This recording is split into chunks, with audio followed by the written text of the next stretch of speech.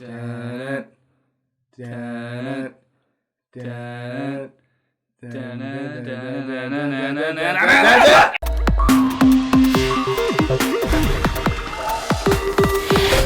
So a game like Jaws needs no introduction. It's a game about Jaws. You'll either be playing as the shark or as the town, which is made up of Brody the cop and Hooper the guy and Quint the other guy. Have you seen Jaws? A long time ago. Oh, man. It's been a while. Show me the way to go home. I'm tired. You don't know it? Jeez. I used to love this movie, man. When I was a kid, I watched this over and over and over again because, my parents didn't love me, so they just parked me in front of the TV. This game is actually made up of two games. It's the first one is kind of a hidden movement similar to like Whitechapel or Dracula, like where you're moving or Dracula. Scotland Yard, Spectre Ops, those types of things. All those games where one player is, secretly moving and jotting down where they're going on the board, and the other players are trying to find them.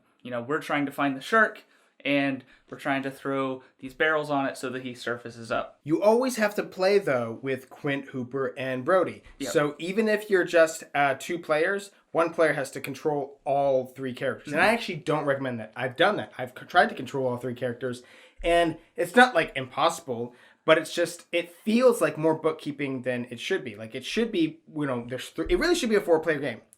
All versus one player with the shark, and then the other players each having one character and trying to decide amongst themselves, conversing to decide who's going to do what and when. Yeah, because that's definitely, we played it 3 players, and, having 2 of us playing as the heroes, we're like, okay, I think we, just having that second voice to bounce it off of, I think is even better than, with having 3 of us would, playing would make it even more. Where it's like, oh, I couldn't even think of that. Like, there was a lot of strategy where we would be talking. I could see Tom over there sweating, like, oh God, they know where I'm going. Oh goodness. Yeah. Like, I will say I like the second phase better than the first phase because the first phase could be over really quick or it could last really long. It's more classic hidden movement. But it just feels like, I don't know, a lot of just more of the same. Like, how much different is it? And it's different from Letters of Whitechapel and all that, in that it's not as good. Really. It's very intro-y. It is very intro-y to this type of game. And actually, one game we played, I got caught in like round 2 because you just smart. say, yeah. Well, it's just you guys know what I was doing.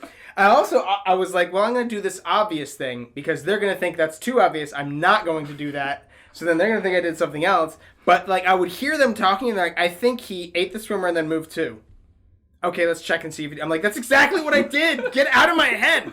But also, a big part in that game was that I was, not using these special abilities because the shark has 4 special abilities.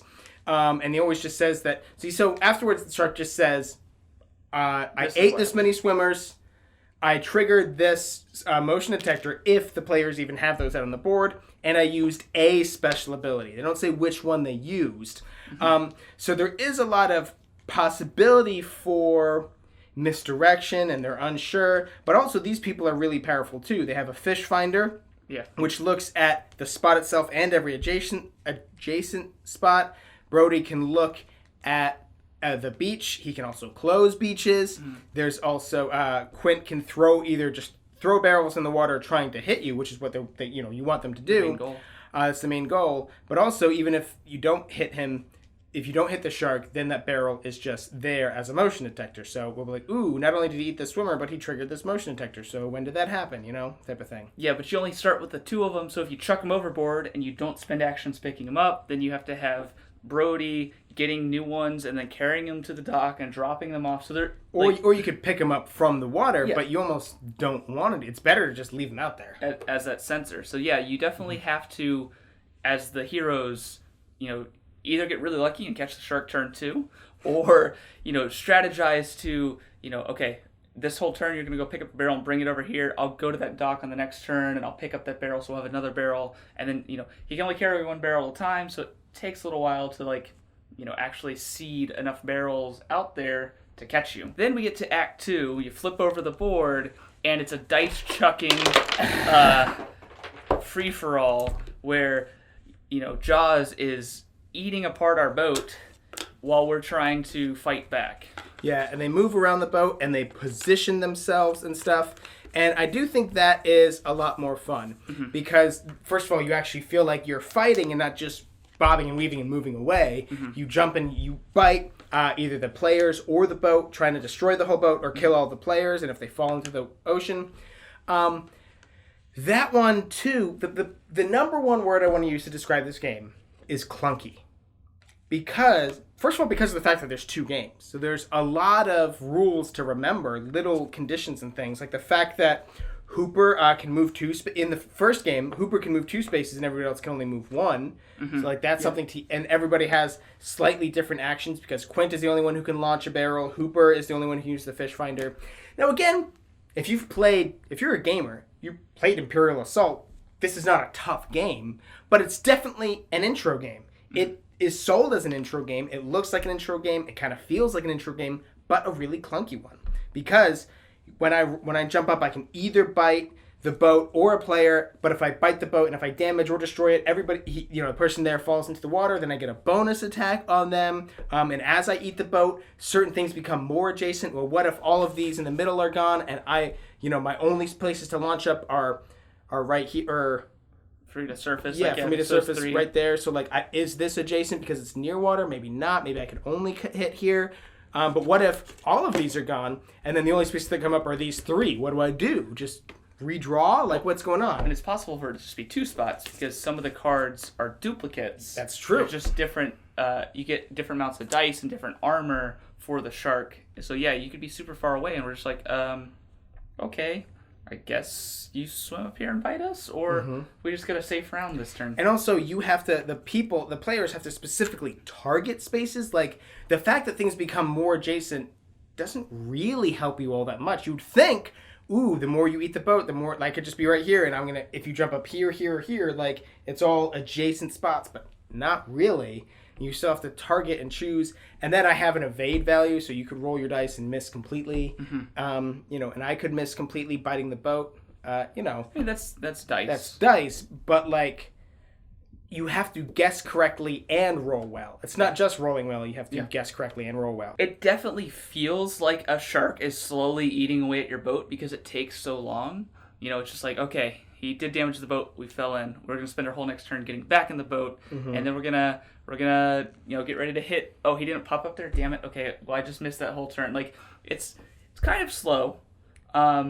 Yeah, especially because you play both games. You don't have to, though. You could pick just one or the other. Which I kind of wouldn't do. Yeah, it doesn't feel like... Yeah. Because from Act 1 to Act 2, however the results are kind of affect the starting gear. How many swimmers the shark ate. Yeah. So, if you stop the shark before they ate a lot of the swimmers, you get more gear, but if he eats all the swimmers, basically, you're just getting your starting gear, which the starting gear is kind of the best gear there is because you always have it. Yeah, but there's things in here that you could get from the starting gear, the extra crew gear from, doing well in the first game that are really helpful, like the chum, okay, there's 2 spots he could surface, okay, we're going to chum, and now we're going to know, he's going to show us one of the spots he didn't go to, so now we just really limited it, we're like, okay, he's either hopping up there or there.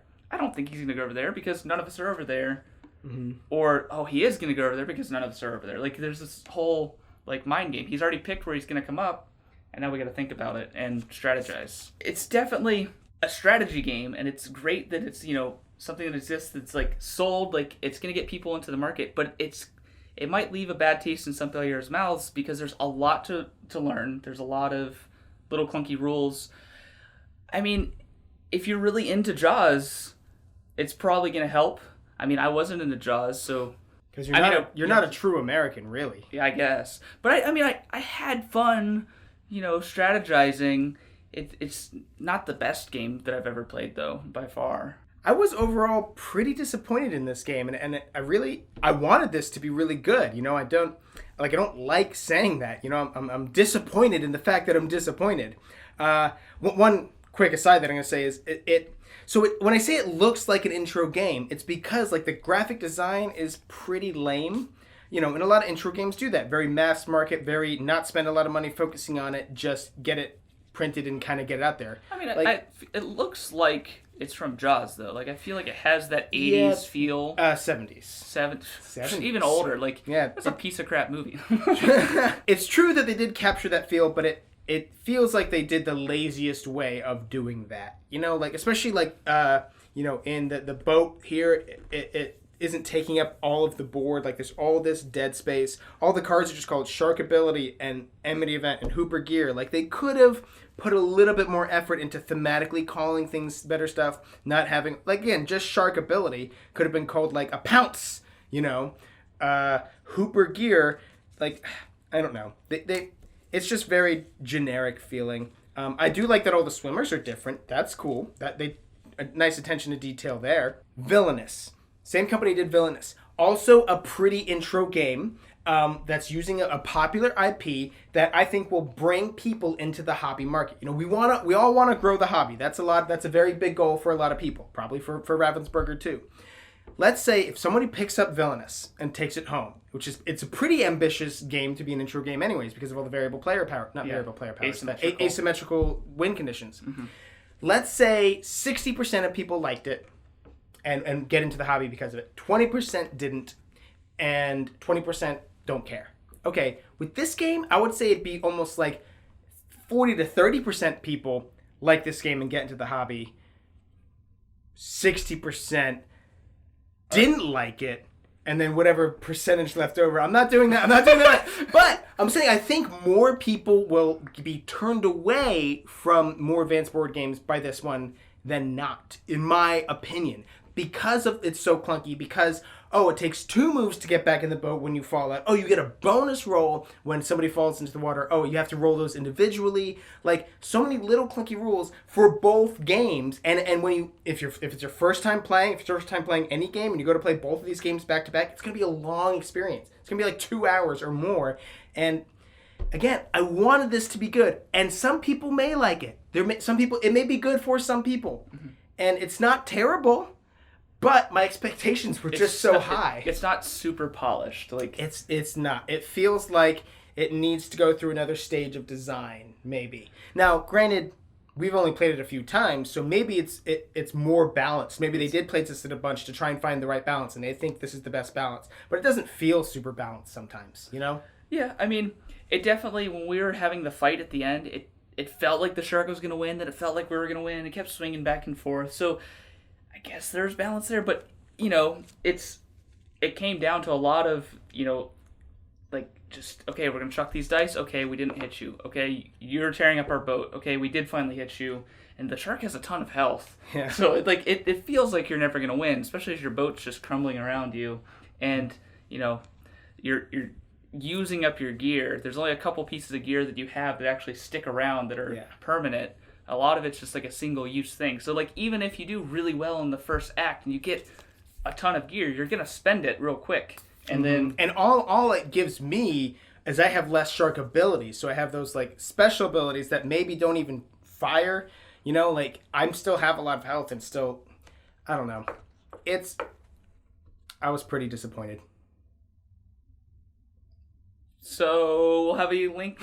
You want to buy it? We did kind of just trash this game, just like Jaws will trash your boat. But if you're interested in it, we'll have a link in the description box down below where you can get yourself a copy. Yeah, I know. It's very hard to recommend that you purchase a game after we said we didn't really love it. But why don't you just send us some money anyways? I'll give you Aaron's home address, and you can just put some sweaty dollar bills in an envelope and send it to him.